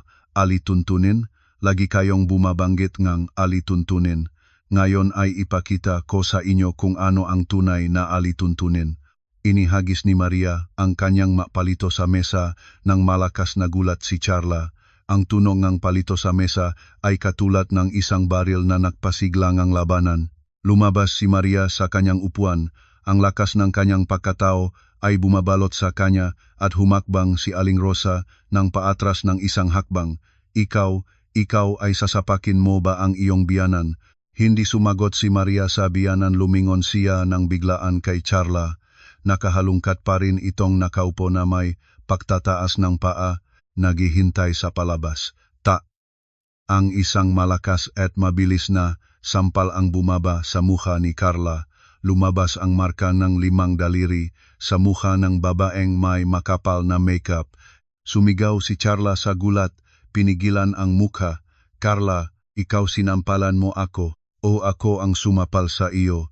Ang bawat salita ni Maria ay matigas. Ang sampal na ito ay kinatawan ng nga asawang niloloko para turuan ang isang walang hiya na sinisira ang tahanan ng iba. Pumunta ka sa aming bahay, kumain ng aming pagkain, natulog kasama ang aking asawa, at ngayon ay nagpapanggap pang may karapatang magturo sa akin. Nang makitang sinampalan ang kanyang kabit, nagmamadaling tumayo si Daniel. Ikaw, nagamok ka na, sinampalan mo siya, papatayin kita. Ngunit bago pa makapanghawak si Daniel kay Maria, isang makapangyarihang boses ang narinig mula sa hagdan, tigil. Nagulat ang lahat at lumingon. Nakatayo si Aling Carmen, doon ang muka ay seryoso, ang mga mata ay nagliliyab sa galit. Bumaba siya ng dahan-dahan ngunit tiwala sa bawat hakbang. Sa likod niya, bumukas ang pangunahing pinto. 2 pulis mula sa barangay at isang lalaking may suit at briefcase ang pumasok. Lumapit si Aling Carmen at nakatayo sa harap ni Maria, tumingin ng tuwid kay Daniel. Sino ang sasapakin mo? Sasakpakin mo ba ang aking anak sa aking sariling bahay? Namutla si Aling Rosa nang makita ang mga pulis, ang mga kamay at paa ay nangini. Biyanan, bakit mo dinala ang mapulis? Ang mausapan sa loob ng bahay ay dapat sa loob lang pinag-usapan. Humingi ng atensyon si Aling Carmen mula sa abogado. Binuksan ng abogado ang briefcase at inilabas ang isang makapal na file at isang pulang-pula na titulong ng lupa at inilagay sa mesa ng kainan. Ako ang abogado NG kinakatawan, si Aling Carmen Santos. Ayon sa kahilingan ng aking kliyente, ipinapaalam namin na ang bahay na ito ay eksklusibong pag-aari ni Aling Carmen Santos. Ito ang sertipiko ng titulo ng lupa. Patuloy na nagbabasa ang abogado, si Daniel Cruz at si Maria Santos ay walang karapatang pagmamay-ari ng ari-ariang ito. Si Aling Carmen ay nagpahintulot lamang kay Maria Santos na manirahan dito. Ngayon, pinasiyahan ni Aling Carmen na putulin ang pahintulot para sa lahat maliban kay Maria Santos. Napatigil si Daniel, namutla ang kanyang mukha, hindi maari ang bahay na ito. Nang marinig ni Aling Rosa ang pahayag na iyon, halos bumaksak siya sa upuan. Ang pangarap ng titulong lupa, ang pangarap na ibenta ang bahay para mabayaran ang utang ng anak lahat ay gumuho. Niloko ninyo kami, sinabi nga aking anak na bahay niya ito. Humakbang si Maria tumingin ng tuwid sa mukha ni Aling Rosa at sinabi ng malinaw ang mga salitang matagal na niyang pinahintay. Kanina ay sinabi ninyo na ang bahay na ito ay may alituntunin, tama ba? Kaya ngayon ay sasabihin ko sa inyong lahat kung sino ang may-ari ng bahay. Siya ang may karapatang gumawa ng alituntunin, kaya maaari po kayong lumabas sa aming tahanan. Ang pangalan ng aking ina ang nakalagay sa titulong bahay na ito. Itinuro ni Maria ang pintuan, ang mamata ay nagliliwanag. Kayo ang buong pamilyang ito at pati ang babaeng iyon lumabas na agad sa aming bahay. Ngayon din, lumapit ang mapulis at nagsalita ng seryoso. Nakatanggap kami ng reklamo tungkol sa iligal na paninirahan at pagkagambala ng kapayapaan. Hinihiling namin kina Aling Rosa, Efren Cruz at Carla Reyes na magpakita ng mga dokumento. Kung wala kayong rehistrado na katayuan ng paninirahan, sinasabihan kaming lisanin ang lugar na ito agad. Bukod pa rito, iniimbestigahan namin ang isang reklamo ng pandaraya na kinasasangkutan ni Daniel Cruz. Hinihiling namin sa inyo na pumunta bukas sa Barangay Hall para sa investigasyon. Nang marinig ni Jarla ang tungkol sa investigasyon, nagmadaling kinuha ang kanyang bag, hindi na nagmalasakit sa namamaga niyang pisngi at tumakas palabas. Alam niya kung paano makikipag-ugnayan sa batas at nais niyang makaalis habang maaga. Nakatayo si Daniel tumingin kay Carla na tumatakbo, tumingan ang kanyang ina na umiiyak, tumingan si Efren na nanginginig. Lumingon siya kay Maria, ang mga mata ay nagmamakaawa. Maria, alam ko na nakamali ako, patawarin mo ako, hayaan mo akong makabalik. Tumingan siya ni Maria, walang pagmamahal na natitira, mayroon lamang pagkadiri. Iyan ang presyo ng iyong mga pagkakamali. Nang hinampas mo ang iyong ina at hinayaan mong alisin ang aking mangkok, naisip mo ba ang ating mga buo? Nang nakikipagsekswal ka sa babaeng iyon sa loob ng bahay na ito, naisip mo ba ako? Lumingon siya sa abogado. Tulungan mo akong gawin ang makapapeles, gusto kong mag-divorce ng unilateral at hinihiling kong lumabas sila ngayong gabi pa rin. Inutusan ni Aling Carmen ang mga kasama niya para tipunin ang mga gamit ng pamilya ni Daniel. Mga bag at maleta ang itinatapon palabas kasama na ang mga kulungan ng manok. Gumapang si Aling Rosa sa paanan ni Aling Carmen. Aling Carmen, maawa po kayo kung aalisin ninyo kami ngayon. Saan kami pupunta? Malamig na inalis ni Aling Carmen ang kamay niya. Hindi ko na iyon pag-alalahanin. Nang pinagmalupitan ninyo ang aking anak, naisip ba ninyo ang sandaling ito? Ang ginhawa ay malapit ngunit hindi nalalayo ang kaparusahan, hindi kailanman palaging inaatras ang kapalaran. Rosa, pakiusap lumabas na kayo sa aming bahay. Ang malaking bakal na pintuan ay binuksan. Sa ilalim ng pagmamatiyag ng mga pulis, iniabot ang kanilang mga gamit at lumabas ang tatlong miyembro ng pamilya ni Daniel. Madilim ang gabi, malamig ang hangin. Uminto si Daniel, lumingon sa bahay na may paliwanag sa huling beses. Nagsara ang bakal na pintuan sa harap niya, malamig at tiyak, pinutol ng walang hanggan ang kanyang pangarap. Sa loob ng sala, maliwanag ang ilaw at may init. Ngunit ang buong paligid ay puno pa rin ng mabigat na kapaligiran ng isang sandaling ang paglilinis. Sa labas, 3 tao ang nakatayo sa madilim na kalsada kasama ang kanilang magamit nag-isip kung saan magpupunta. Umupo si Aling Carmen sa sofa, inilagay niya ang titulo sa mesa at itinulak ng dahan-dahan patungo sa anak. Kinuha ni Maria ang papel, ang pangalan ng may-ari ay Aling Carmen Santos at ang petsa ng pakuha ay 3 taon na ang nakaraan, tama sa panahon ng kasal nina Maria at Daniel. Tumingin si Maria sa kanyang ina, ang boses ay napikit. Nanay, bakit hindi mo sinabi sa akin ng mas maga? Planado mo na ba ito lahat? Bumuntong hininga si Aling Carmen, ang tingin ay lumayo sa bintana. Magtrabaho akong buong buhay bilang guro, nakita ko ang lahat ng uri ng tao. Bihirang makamali ang aking pahuhusga sa tao. Noong unang dinala mo si Daniel para ipakila sa akin, may nakita akong kakaiba, ang mata niya ay hindi mapagkatiwalaan, ang pananalita ay magandang pakinggan ngunit kulang sa katapatan. Nung panahon na iyon ay inibig mo na siya ng labis, kung pipigilan kita, maring may bayo pa ang pag-away ng ating dalawa. Hinihop ni Aling Carmen ang tsa at nakpatuloy. Binili ko ang bahay na ito gamit ang pera mula sa pagbebentang lupang ng iyong lolo at sa lahat ng aking ipon bilang guro. Gusto kong makaroon kang matibay na saligan, hindi para sa pagupa sa maliit na silit. Ngunit natatakot akong kung agad ko itong ilagay sa iyong pangalan o dalawa kayong mag-asawa ang nagmamay-ari at kung may mangyari maaring mawalan ka. Ang isang babae na nagpakasal ay minsan ay hindi laging ligtas ang kinabukasan. Ang ari-arian ay ang tanging buhok mo kapag ang asawa ay naging masamang tao. Yumuko si Maria. Ang luha ay pumatak sa kamay niya. Naalaala niya ang mga nakaraang buwan, si Daniel na laging nagmamataas na siya ang nagtatayo ng kanilang kabuhayan, habang si Maria ay tahimik at nagtitiis dahil naniniwala siyang may bahagi rin siyang naiambag kahit na ayaw niyang makipagtalo. Pala, ang kanyang ina ay matagal na siyang pinangangalagaan ng palihim mula sa una. Inilabas ni Aling Carmen mula sa kanyang bag ang isang makapal na folder. Ito ang pinadalang detective sa akin bago pa man ako bumaba. Kumuha rin akong sariling detective kasabay ng iyo. Basahin mo ito ang buong katotohanan tungkol sa lalaking pinagsilbihan mo ng buong puso. Binuksan ni Maria ang folder. Ang mga detalye nga utang ni Daniel, hindi lang 2 kundi halos 4 na milyong piso kasama ang interes ay nakalantad.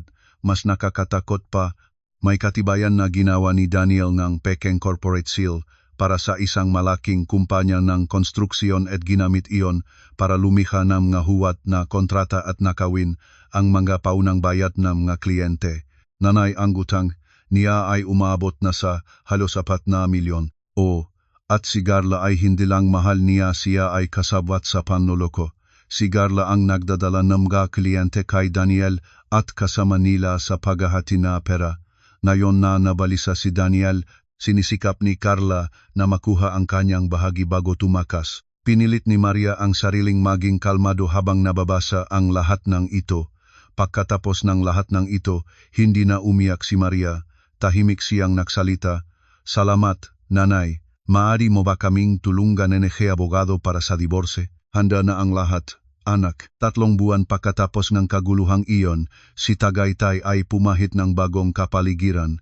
Ang 2 babae, ina at anak ay umupo sa mesa ng kainan. Simpleng pagkain, pritong isda, sinigang na gulay, sariwang ensalada, ngunit ang kapaligiran ay mainit at mapayapa. Tinanggal na ang makulungan ng manok sa hardin at pinalitan ng magandang halaman. Ang sala ay malinis at elegante ulit. At walang naririnig na sigaw, walang kabastusan, walang mga alituntuning pang-abuso. Itinira si Aling Carmen sa Tagaytay para mabuhay kasama ang kanyang anak. Binili ang kanyang dating bahay sa Tagaytay City at ginawang karagdagang halaga para sa kanilang kabuhayan. Samantala, si Maria ay nagsimulan sariling maliit na negosyong agricultural exports gamit ang kanyang karanasan at talino, abala ngunit maligaya malaya. Nang linggong iyon, ibinuhos ni Aling Carmen ang kanyang lahat ng oras para sa kanyang anak. Nagluto siyang masustansyang pagkain para sa kanila. Anak, bumaba ka na pala. Pumunta ka sa hardin at kumuha ng mga sariwang dahon ng pampalasa. Kinuha ni Maria ang basket at pumunta sa hardin. Ang taniman na dati ay ginamit bilang bodega ni Aling Rosa ay ngayon ay mapagandang halaman, may halamang gulay, mga bulaklak. Nang nakbibigay ng pagkain ang dalawa sa mesa, naktayo si Aling Charman ng hitang manok at inilagay sa mangkok ni Maria. Kumain ka, anak, nakpapagal ka, kailangan mong lakas. Tumingan ni Maria ang hitang manok sa kanyang mangkok at hindi mapigilan ang luha. Naalala niya ang gabi nga kapalaran ng subukan niyang kumuha ng manok para sa kanyang sarili at ang mangkok niya ay itinatapon ng kanyang biyanan sa sahig kasama ang mga salitang, "Sino ang nagpahintulot sa iyong kumain bago ang iyong asawa? Kung marunong kang mag-isip, bumaba ka sa kusina at doon ka kumain." Ngayon naman inilabas ni Maria ang sariling palito at kinuha ang magandang piraso ng karne at inilagay sa mangkok ng kanyang ina. "Kumain ka rin, nanay, gusto mo ang laman ng dibdib." Ngumitian ng dalawang babae ang isa at isa, walang alituntunin, walang nagbabawal, walang nanghuhusga sa kung sino ang kumakain bago o pagkatapos ng sino. Iniangat ni Maria ang mangkok at sumubo. Ang tamis ng karne, ang halimuyak ng dahon ng dayap, masarap na masarap. Iyon ang lasa na kalayaan na pagliligtas sa sarili. Nanay, na yon pa lang ako naramdaman ang totoong pamumuhay. Hindi na ako kailangang pigilin ang sarili para magpasaya na iba. Kung mabuhay nga tama, magmahal sa ina at mahalin ang sarili, sapat na iyon. Tumango si Aling Carmen, ang mga mata ay nagliliwanag. Tama ka, anak. Ang kaligayahan ay hindi matatagpuan sa pagkakaroon ng mayamang asawa o magandang bahay para ipagmalaki. Ang kaligayahan ay nararamdaman kapag pag-uwi sa bahay ay tahimik ang puso, kumain ng isang buwang masarap nang hindi nagluluha sa loob. Mula ngayon, ang bahay na ito ay puno na lang ng tawanan. Tumingin si Maria sa labas ng bintana. Ang sinak ng araw ay kumukuto sa mga dahon. Isang maya ang lumapag sa balkonahe, umawit ng kaunti saka lumipad pataas. Naramdaman ni Maria na ang kanyang puso ay katulad din ngang ibong iyon na kaalpas na mula sa makipot na hawla at lumipad patungo sa malawak na langit. Itinaas niya ang kanyang mangkok at ang kanin ay masarap, malambot, mabango at napakasarap. Ang simpleng hapunan ng dalawang babae na dumanas ng bagyo ngayon ay tamasahin ang pinakamagandang mga araw ng kanilang buhay.